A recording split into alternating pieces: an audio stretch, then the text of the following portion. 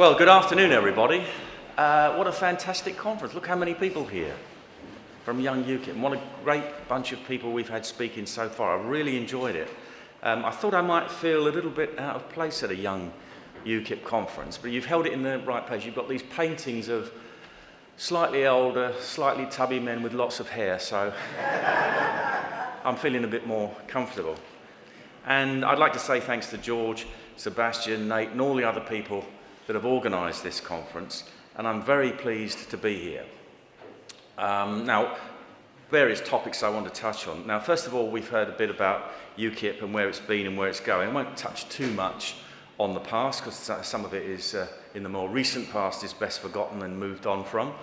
But we have revived the party over the last 8 months, 8 or 9 months, that I've been the leader. The finances are now secure. We went from imminent collapse to being firmly and comfortably in the black, and that's going up all the time. And it's going up because we are getting new members in all of the time. I'm not giving away any state secrets, but people were leaving by the 1,000 when I took on. It continued to dip for a bit. We went down to about 18,000, or maybe even lower than that. And we're now up to about 23,600, and it's going up all of the time.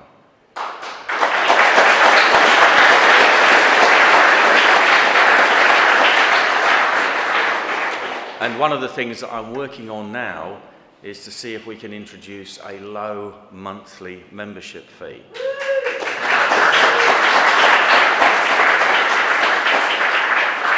Like a lot of great ideas, it's sometimes a bit harder to do in practice than it sounds when you think of it, but we're working to overcome those difficulties now, because at the moment membership fee is £30 per year, and what we want to do is to introduce a membership fee of £4 maybe, or £5 a month, because that's hardly the price of a pint of beer now. So I don't think a lot of people would balk at that. And what I want to do when we introduce that and find a way of making sure that it works properly is to then have membership campaigns, recruitment campaigns based on that, or based on the political issues, but with that advantage of being able to offer a low-cost access to being a member of Ukip. I can't see a reason why not. We shouldn't have 100,000 members. Can you?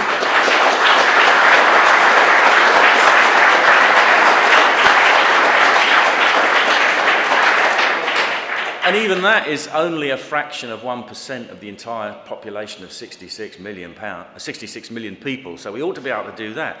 The Tories allegedly have 70,000 members. I think a lot of them are actually dead or gone away, and they just keep them on the books. I don't know what the Liberal Democrats are. I'm not sufficiently interested to find out. Labour has about 500,000, but your cat can join for £3. And I believe several people with cats have.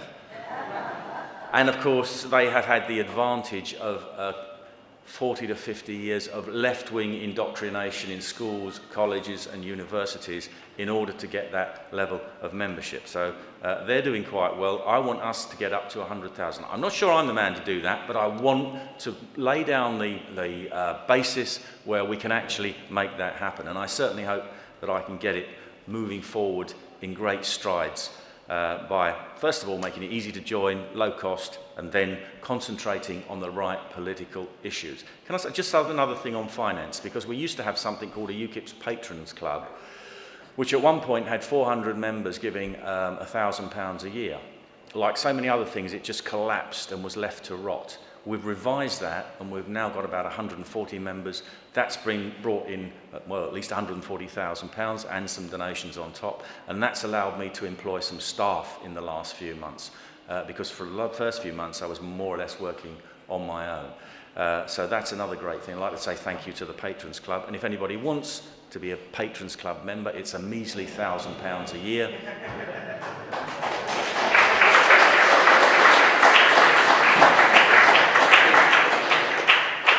And you get to have lunch with me and things like that, so it's a bargain.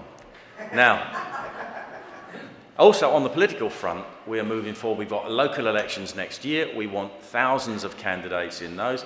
Kirsten Herriot, our new chairman, is now at the forefront of recruiting those candidates. And we don't know when we're going to have a general election.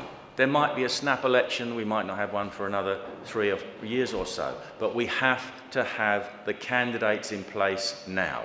As leaders before me have said over and over again, it's no good turning up at a general election, putting a candidate in place and expecting to get anywhere.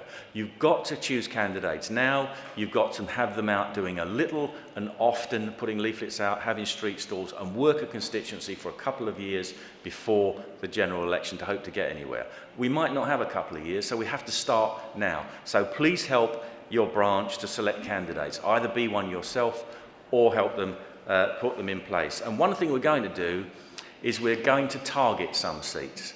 And those seats are going to be where we have Remain MPs in Leave seats, because we are going to take those seats away from them.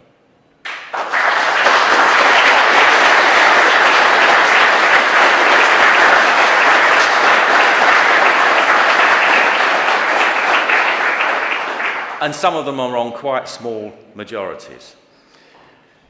We'll say something about policies, because those of you who were at the conference, and I hope you've seen since we introduced the new manifesto, interim manifesto, Policies for People, about 20 pages of policies, in which there was a joint effort here. I sat down and started to write policies. The chairman then, Tony McIntyre, went around the branches and got them to send in their policy ideas, which were then collated and analysed by a member of the NEC.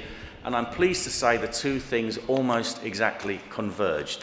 What the membership wanted was what I was drafting in the manifesto, and they all fit together very nicely.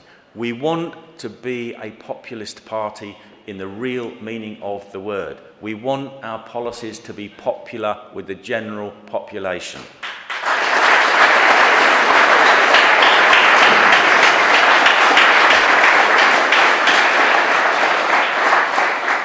Why wouldn't you? I mean, I'm sure you have noticed, the word populist is now a pejorative term. And why is that? It's because the political establishment and the media establishment know the things that they're trying to force on the peoples of Europe, not just the UK, are deeply unpopular. Therefore, when political parties come along, as they are now across Europe, proposing policies that are popular with the people, they must be bad people, mustn't they? Because they want to do things like actually run their economy for the benefit of their own people, and not because they happen to be in this idiotic straitjacket called the single currency. They actually want to be able to spend money on essential services and not have to be constrained by these policies that say you can't spend money because we have to pay it all to the central banks to pay back the money we have borrowed from them so we can keep the single currency in place. And they want to control immigration. Now, this was touched upon earlier on by a speaker. There is something called the Marrakesh Declaration, and there's going to be something coming through the Parliament, I believe the end of this year or early next year, called the UN Compact on Global Migration. Safe, orderly and regular migration. And I can tell you what it looks like. I've got 2 minutes next week in Strasbourg to talk about this, and believe me, 2 minutes in the European Parliament is a luxury. Normally we only get 60 seconds.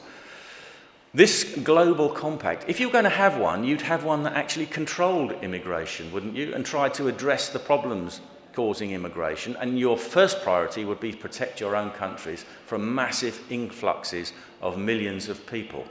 No, that's not what they want to do.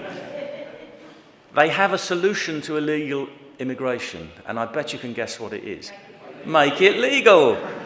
It's a fantastic idea, because what they're going to do is to actually encourage it. They are going to remove the barriers to migration. They're going to make it much easier to do. They're going to simplify it. They are going to remove barriers from removing people once they've turned up. You won't be able to turn a boat back from coming ashore. You'll have to let everybody come ashore and then process each one individually. And when they've done all that, they intend to criminalise opposition through racist and xenophobia laws, so that even when it's happening, you won't be able to criticise it. This is coming along. Some countries have already refused to sign up to this. Hungary, Croatia, I believe, and a few others. And of course, the betting is that Mrs. May probably would sign up to it. If you think you've seen mass immigration in Europe in the last 10 years or so, you haven't seen anything yet. It is intended to bring people in by the million. And you have to say that this is a deliberate policy in order to completely change the makeup, the culture, the politics of the countries of Europe and to turn them into something else.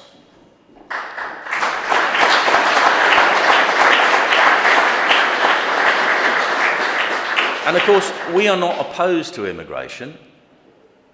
We want an appropriate level of immigration, but that must be something now that is strictly limited and strictly controlled, and where it is in interests of the British people. So if we have a shortage of doctors or engineers or something like that, yeah, we can have people come in. If we have a shortage of people to pick vegetables in the summer, we give people work permits. They come in, they do the job, they get paid well, and they leave. That's an immigration policy. What we have is an invasion and settlement policy, where we invite people in by the million, no questions asked. Now, like I said, UKIP has to move on or stagnate. And I'm not suggesting that we do anything that's removed from our founding principles or the principles we've had for the last 25 years. Those principles will stay the same. And what are they? We want to live in an independent, democratic, self-governing nation. We want to live under our law, English law and Scottish law. We want to live under our institutions, our parliament, and we believe in parliamentary democracy, democratic government. And the great, sometimes I'm asked to talk to audiences and on the subject of democracy. And how do you tell when a country is democratic or not? It's very simple. They all have different systems. You've got, we have a constitutional monarch, we have an elected parliament, we have the first past the post system. Other countries have a president, they have a proportional representation system. How do you know if it's a democracy or not? Very simple. You can sack the government. If you can't sack the government, you don't live in a democracy. Our government is the European Commission, and we can't sack it. We no longer live in a democracy.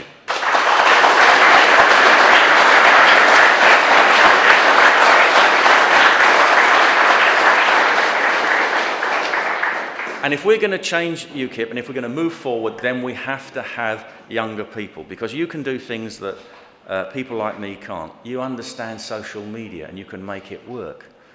Now, Enoch Powell was mentioned earlier, and he had a famous quotation, which was, politicians complaining about the media makes about as much sense as a sailor complaining about the weather. Well, that was true 50 years ago, but it isn't so true now, because in his day, there was only one mainstream media, the newspapers and about 3 television channels. Now we have alternative media. The mainstream media are part of the problem. They propagate, journalists are a self-selecting class. I've known people that worked at the BBC, they say you wouldn't get an interview if you didn't walk in carrying a copy of The Guardian under your arm. You will not get an interview, you will not get a job in a newspaper, in a TV station, a radio station, unless you can be trusted to stay on message, and that these people are selecting themselves from this class of people who believe in all the politically correct left-wing dogmas of the day. They're not all like that. You will get exceptions, obviously.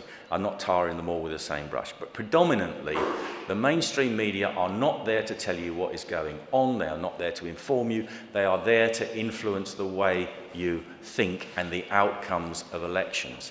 And we see this in more and more blatant ways. You may have seen my adventure on the Politics Live show recently, where the presenter, Jo Coburn, became so enraged that at the end of it she lost all control and said that I was promoting violence.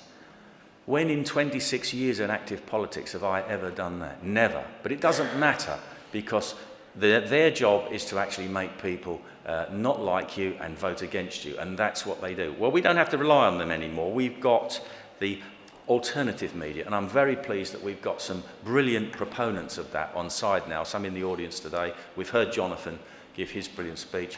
We've got Mark Meehan there, Count Dankula. He does a great speech. He'll be very entertaining, I'm sure. And of course, we've got Paul Joseph Watson and Sargon of Akkad, Carl Benjamin. Brilliant people at using the media. And that's what we have to do. Now, what does UKIP offer young people and young voters? Well, we offer you a future. One of the most idiotic arguments put forward in the referendum, or after the referendum result, was this idea that old people had stolen your future. And when they had the big demonstration in London a month or so ago, when I don't know how many hundreds of thousands of people were supposed to have turned out, inadvertently I found myself walking beside it in order to get somewhere else because the tube station was blocked. And Vince Cable was up on a screen, and he came out with this same nonsense, that these old people had stolen young people's future. Well, nothing could be farther from the truth. It's old people that mean you've got a future. It was the people of 100 years ago who meant that we weren't dominated and conquered by the Germans. It was the people of my father's generation that made sure that we weren't conquered by the Nazis. And of course, everybody since who've gone to work, earned a living, paid the taxes, raised a family, obeyed the laws. These are the people that meant that all of these left-wing, middle-class idiots who kind of demonstrate outside our meetings actually have a free society to live in, a free society that they're only too pleased to actually destroy. So,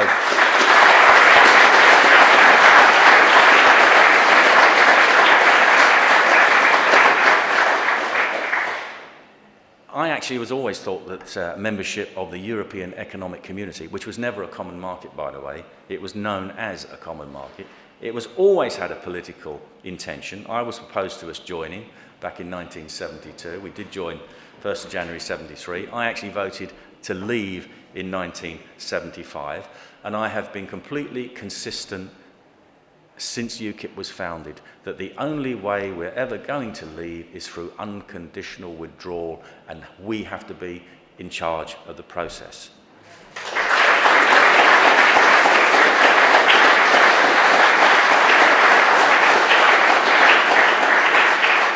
I'll come on to that at the end. But what are we promising young people? Well, first of all, the ability to live in a free country, because if you can't sack your government, if it doesn't make any difference, if your vote doesn't make any difference, and you can't have any effect on the government and the parliament that rule you, then what is the point of having a vote in the first place? And you don't live in a free country, as I've said. And we actually want to produce jobs and prosperity for young people. I believe absolutely, without any doubt in my mind, that we will be better off when we leave the European Union. We can get rid of the common agricultural policy, get rid of the common fisheries policy. We can regenerate those industries.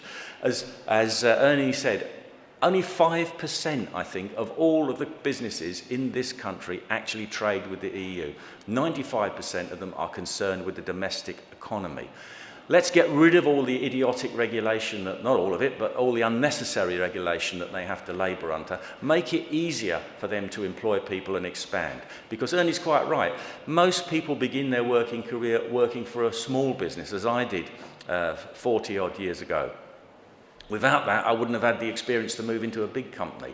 We have to create jobs at the ground level so that people can move up. And that's what we're offering to young people. And I think we're offering something else as well, which we've heard a lot about already today. And this is this issue of freedom of speech. I think that we're moving into a very dangerous place now, of intolerance and insanity even, where you're not allowed to have opinions. Yeah, when I was growing up, and until fairly recently, the idea that, well, we still live in a free country was something that you could say with confidence that it was actually true. I don't think it is true anymore. We now have these ideas of being labelled if you actually support some policy. If you want to control immigration, then you must be a racist. If you actually think membership of the European Union is a bad idea and we leave, you must be a xenophobe because you hate foreigners. And of course, if you have any of these ideas lumped together, then you must be far right, mustn't you? Always avoiding, of course, the fact that the people who follow Jeremy Corbyn are far left. That's never touched upon, genuinely far left. That's never touched upon in the mainstream media. And we had this insanity now, this collective madness of self-identity.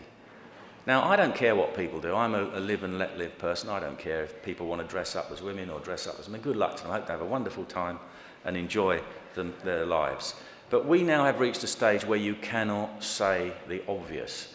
And it hasn't just got to the stage of free speech, but you have this famous case of a man, sex offender, who identified as a woman. So he had to be put in a women's prison. And there he's sexually assaulting women, and he's ended up in a court.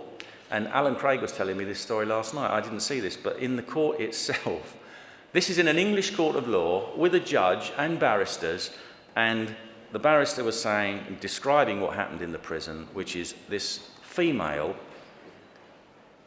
had a penis which was in a state of arousal.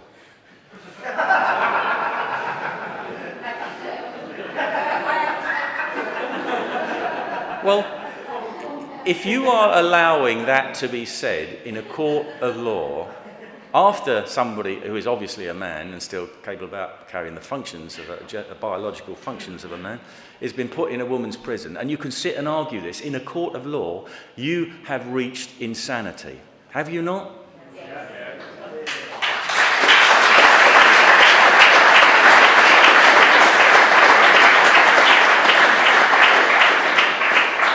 And how far can this descend? I had a great time yesterday on Twitter because on the news there was this chap in Holland, I think he's 65, and he wants to self-identify as a 49-year-old so that he can put that on dating sites. And I thought actually I did a tweet the other day and I said, send me in your self-identity ideas. I've had 200 and odd already, and some of them are terrific. And there was two ladies on Sky News discussing this in complete earnestness. There was one lady there, I don't know what she was, some kind of psychologist or something, or writer, saying that, oh yes, of course, this is all against the general principle thing and only certain people should be allowed to do this. While the other one was saying, oh no, she said, your biological age isn't necessarily your real age. And the interview, of course, is instead of saying to them, you're actually talking a load of bollocks. Excuse me, I'm sorry, I know I shouldn't swear, but sometimes I just can't help it. She's actually conducting this discussion which went on for about 10 minutes. And I thought, this is bonkers, where you're living in a country where they can have these discussions. Personally, I hope he does do it, because I've got loads of self-identity ideas that I'm going to carry. I think I'm Roger Moore, actually. Well, not now. He is 85 and in a box. I don't want to be that Roger Moore. I want to be Roger Moore in his heyday. So I'm thinking of self-identity. Because I had this idea, you see, I saw this card in a shop, and it had these ladies dancing around in strange ways, and it said, when you realise everybody is mad, the world starts to make sense. And this seems to be the society that we're moving into, which I think is precisely why we need Ukip to stand up for the principles of free speech. And I'm not suggesting that we are offensive to anybody, that we're not tolerant of people, because there are people out there with real problems. I don't want to make their lives any harder. But ordinary people have to be able to speak the plain truth without fear of prosecution.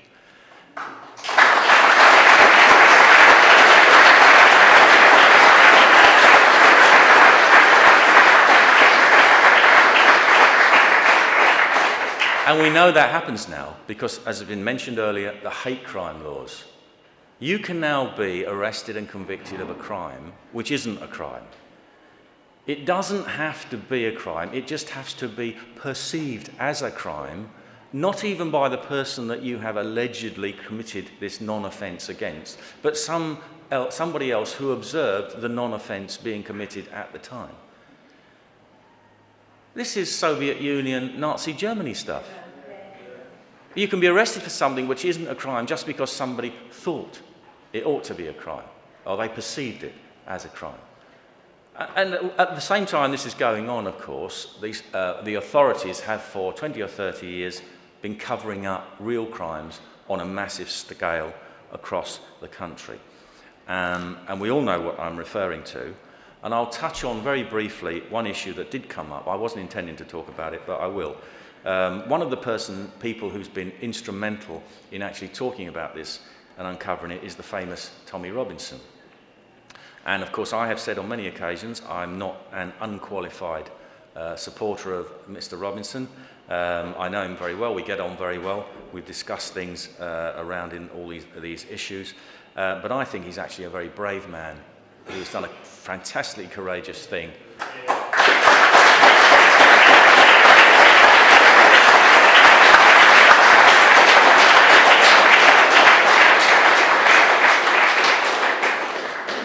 And he has actually stood up and told people what's going on. And the reason that the British public like him, across the social stratas, I don't go around talking about him, people talk to me about him, and one of the things that I've noticed is people from all social backgrounds and classes and incomes groups actually like him. And I tell you the reason they like him is because he's got a quality which they respond to, which is courage. And as Winston Churchill said, I can't remember the exact words, but they were along the lines of, courage is the most important quality because without it, all the other virtues amount to nothing.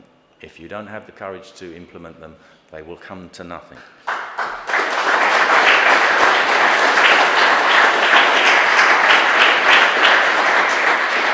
And you've seen that somebody like that, whoever they are, but he's the most high-profile one, who actually dares to talk about things, will be criticised in the mainstream media.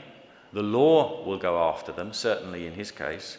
And of course, then you will have your Twitter account cut off or your PayPal account suspended or cut off. This is where we're heading now. It's a very dangerous place where people can be victimised like that. And I'm going to close off talking about this by saying, you know my opinion because I've said it on the TV and whatever. I think that we should waive the rule in his case. I don't want to get rid of the prescription on the prescribed parties, people who have been members of prescribed parties joining. I want to keep that rule because I think it's a very important rule. It's saved us from infiltration. It's saved us from a lot of grief over the years. But we do have the ability under the Constitution to waive it in particular cases. I've said I think it should be waived in his case. And I am going to put to the NEC a motion in the near future that says, I want you to conduct a ballot of the membership to ask them if you should waive that rule or not in his case.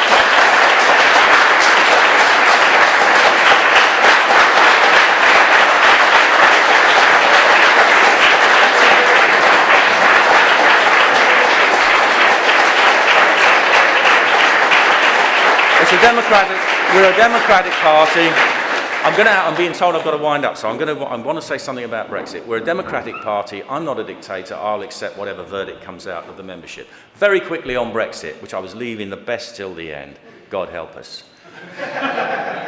Everybody voted, majority of people voted to leave back 2 years ago. What's happened? Nothing. Why hasn't it happened? Because Mrs May doesn't want us to leave. What you've seen is an elaborate charade where there was never any intention of delivering Brexit. If you'd have wanted to leave, if you had a patriotic Prime Minister, patriotic Parliament, the week after that referendum, they would have repealed the 1972 European Communities Act. They would have said, we've now left under our law. We are now going to tell you how it's going to work. Instead of that, she's constantly gone back and forwards. Oh, how may we leave, please? Oh, you can't do that, Mrs. May, it's far too difficult.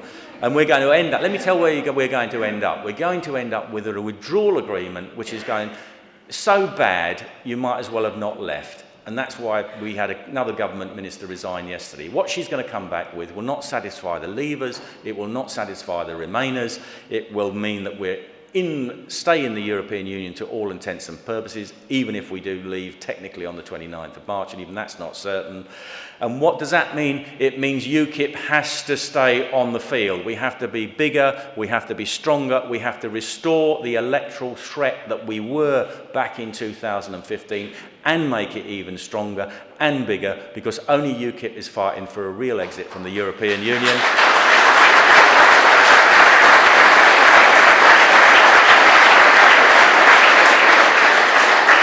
But we can only do that if we also appeal on other issues, other policies to the general public. They are not going to vote for you on one issue. We have to do that. We have to be a party that represents the views and interests and needs of ordinary people, ordinary working class people, people who are unemployed but like to have a job, and small business owners. They're the people that we have to represent.